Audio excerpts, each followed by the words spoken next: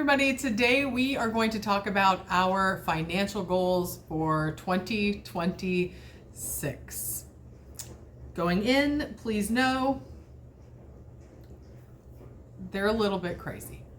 All right, so if this is your first time here, my name is Julia, and my family and we are on a financial journey just to improve our finances. There are a lot of things that need to be improved, and there are a lot of reasons that our finances are the way they are. We've been on this path for a very long time, really. But if you look at where we were a few years ago, 5 years ago, we have come a very long way, but we still have a long way to go. That's it in a nutshell. Right now, we are working on establishing a small emergency fund, which we have not completed yet. I made our first video detailing what we plan to do in August, and we're not quite at that first goal. We have broken down our debt, which is quite a bit, into a couple tiers. So we have our tier 1 debt, which is including small random things. We have an education trip we're paying for our daughter, the remaining balance on a car loan, which is pretty small at this point, just over $3,000. A small credit card that we took out at 0% over the summer for a bunch of repairs. A little instrument. But anyway, so we have that's tier 1. After hitting tier 1, we plan to move on to our fully funded emergency fund.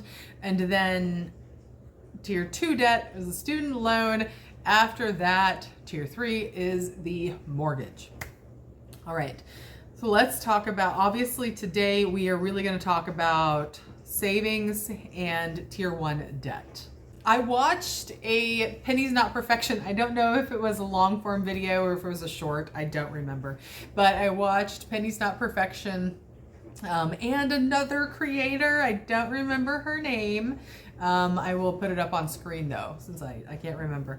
That Pennies Not Perfection talked about her financial goals for the year, and she said they're a little bit delusional. Same. The other creator I watched was talking about how she's trying to increase income by $1,000 a month to put toward their financial goals. And so those two creators kind of inspired me to really put together what exactly we want to do in 2026. Obviously, I've been thinking about it for a while, and then we just kind of solidified what it's going to be. Yep. Sort of delusional. Our financial goals are to pay off our remaining tier 1 debt, which is just over $7,000. And honestly, if we were to do nothing but pay the minimum payments, not pay anything extra, not snowball anything as is paid off, we would have all of that debt paid off by the end of the year. I think it's October or November is the date that everything would be paid. So that goal is not too delusional. That one is just going to happen through minimum payments, no matter what we do, as long as we make the payment. Next, I want to focus on our fully funded emergency fund. And at this point, when I look at our just bare bones expenses, we would need $20,000.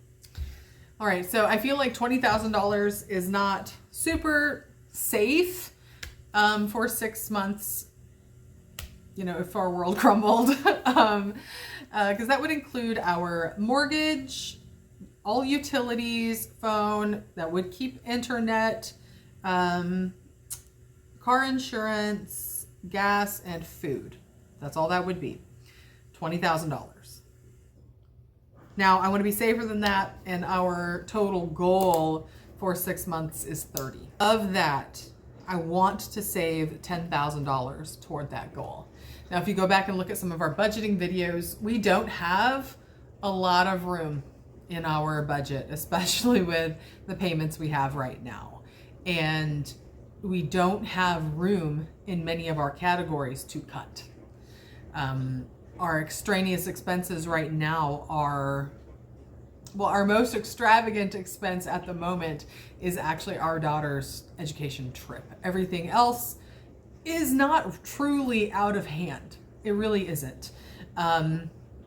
So in order to do that, we will have to increase income for the year. Okay, and then the final goal, I would like to start a Roth IRA for myself. Currently, my husband does contribute to his 401k up to his match, only up to the match, which is 5%. And then his company matches 50 cents on the dollar. I don't have any type of retirement. Now, I don't plan on that being a lot. I just want to get it going. Even if that's $50 a month going in there, I just want to have that account. And at our age, if that's all we ever contributed, that would not make a dent in the income, we would need at retirement. Just want the account to exist and get in the habit of putting something in it. Eventually, I would love to fully fund that. I would love to fully fund my husband's 401k. Our income does not support that at the moment. How are we going to do it? Let's just get this out of the way. We have a fairly large family and an income that's not exactly huge. It's not tiny, I don't think, for where we live in the country. But it's not big either, which means that we do get a pretty big chunk of money, income tax time.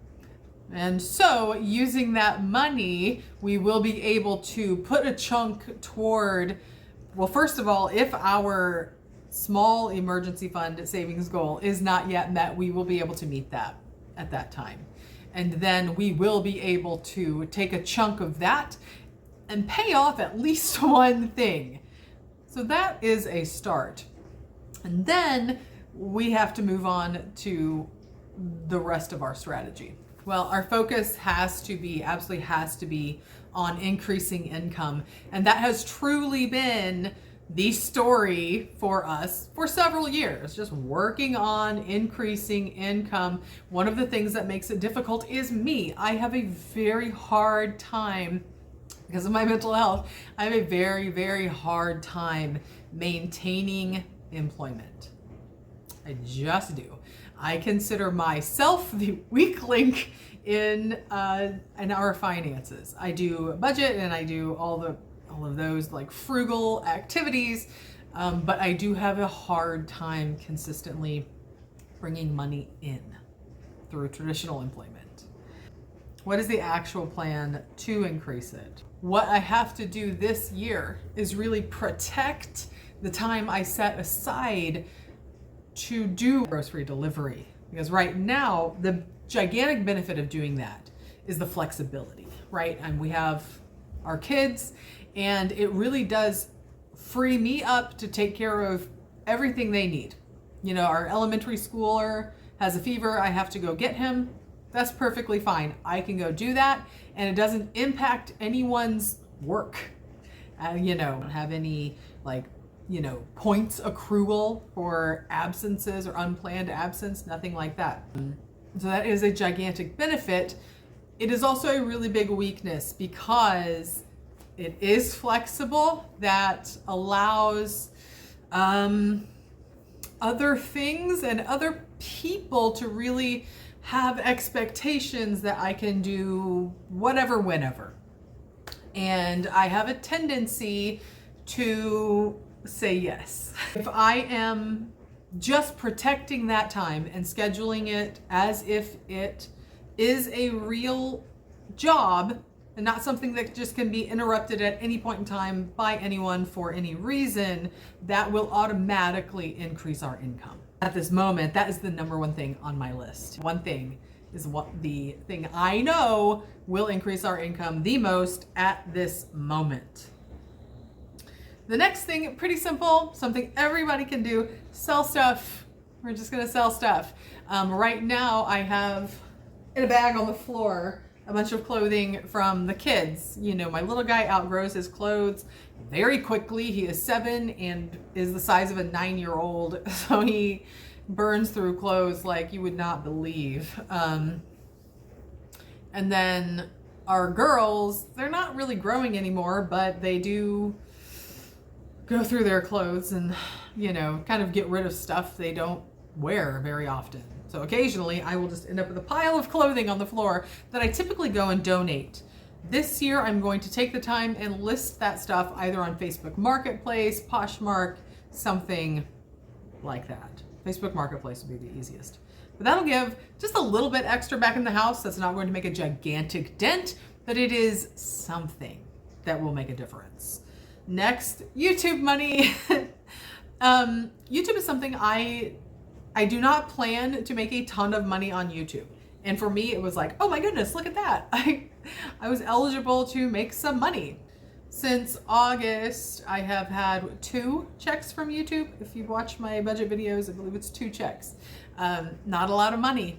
You know, both of those checks were what, about $140-ish, something like that. When I have received those checks, what I've done is just included it in our regular budget and dispersed it out like that. What I plan to do this year is to take those little bitty amounts of money that I get from YouTube probably every other month or so. I don't have a check coming from YouTube in December, but I will have a small one in January, it looks like. But yes, that little bitty amount of money, I'm just going to take it and instantaneously apply it to whatever it is we're working on in that moment and not have it just absorbed into our regular budget. Next is my small business. I plan on making moves this year that will increase the income from that business. And I know some of you have looked at some of those festivals and things I did this year and you're like, well, you don't make any money from that, blah, blah, blah, blah, blah. You can make all sorts of money doing something else, blah, blah, blah, blah, blah. Throughout this year, I have learned so much about my demographic and where to find them. And I know that I will make more money this year, and I actually have a plan to do so, and I'm going to make another video and let you guys know how I plan to take my small business seriously in 2026. We have an outline for what, you know, we're planning to do, and as far as extra income for my husband, I realize those are all things that I'm planning to do. My husband's work schedule is such that it is hard for him to like get a second job, anything like that. Anyway, let me know in the comments, what are your financial goals for 2026? Thank you guys so much for watching, and I will see you in the next video.